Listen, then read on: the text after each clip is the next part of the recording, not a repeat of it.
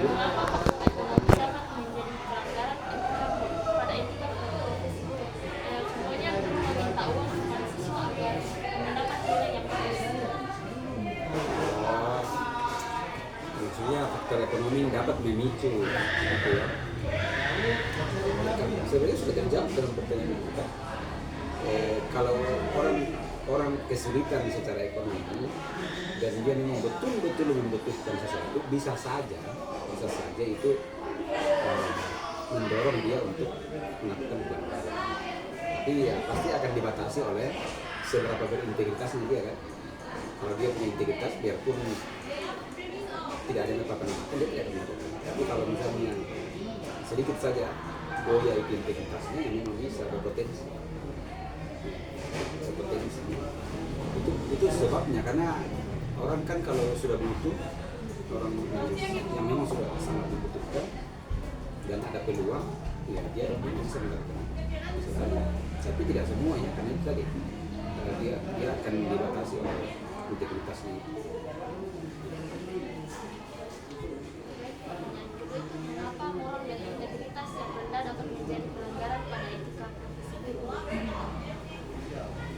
Mengapa? Moral dan integritas yang rendah dapat menjadi pelanggaran pada etika profesi. Tanyakan sini itu sudah pasti bisa.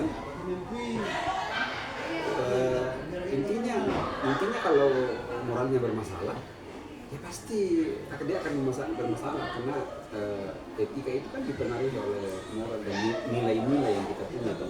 Jadi kalau nilai moralnya bermasalah, integritasnya bermasalah, ya sudah pasti itu akan akan terjadi tuh. Kalau yang ditanya faktor-faktornya itu kan pertanyaan. Kalau dibilang mengapa itu berpengaruh, ya pasti berpengaruh lah. Pasti berpengaruh. Kenapa? Kan itu tadi, kalau kita mau melakukan sesuatu itu selalu dipengaruhi oleh nilai-nilai yang kita pegang. Nah, kalau moralnya saya sudah rusak, berarti nilai-nilai, tidak ada nilai-nilai yang dipegang barangkali. Karena tidak ada nilai-nilai yang dipegang, jadi dia melakukan sembarang saja dia melakukan sesuatu. Kenapa? Karena dia tidak punya nilai-nilai yang diyakini bahwa itu benar. Begitu ya. Jadi pertanyaan saya bukan mengapa itu berpengaruh, ya sudah pasti berpengaruh. Begitu Ustaz. Apa faktor atau kebiasaan dan perilaku individu dapat menjadi pelanggaran pada etika profesi guru? Mengapa faktor kebiasaan dan perilaku individu dapat menjadi pelanggaran pada etika profesi guru? Dapat menjadi Pelanggaran.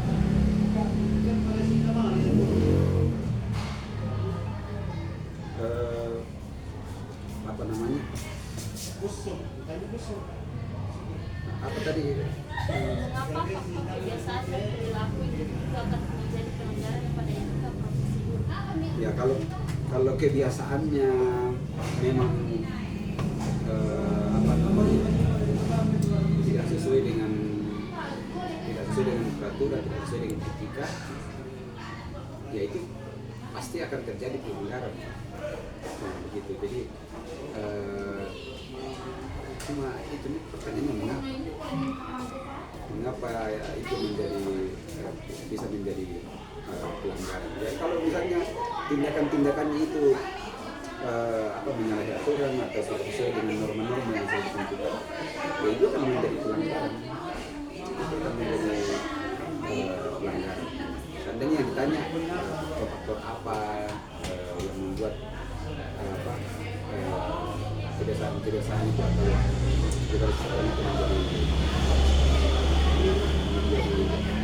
etik, itu tadi ada faktor ekonomi, ada faktor apa namanya karakter, ada juga yang memang. Jadi ada orang memang karena sudah karakternya itu suka dia suka menipu, suka bohong dan seterusnya. Itu kan karakter yang dibawa oleh seseorang. Jadi kalau memang dia sudah suka bohong, ya dia akan melakukan pelanggaran dan menganggap itu ya tidak apa-apa, menganggap itu biasa saja. Ya, kalau dikatakan di pertanyaan mengapa itu menjadi pelanggaran, ya pasti pelanggaran lah. Kalau orang misalnya bohong atau kayak tadi diminta minta uang kepada siswa dan seterusnya. Kalau saya selama ini tidak pernah sih mendapatkan, meskipun masih ada biasa orang tua yang memberi sesuatu harap nilai yang bagus itu ada, tapi kalau misalnya guru yang meminta sesuatu kemudian menjanjikan nilai, saya belum pernah mendapatkan. Tapi itu bisa berpotensi memang kalau karakternya orang ini bermasalah. Ya, karakter bermasalah, gimana kita poin nilai-nilai yang dia beri.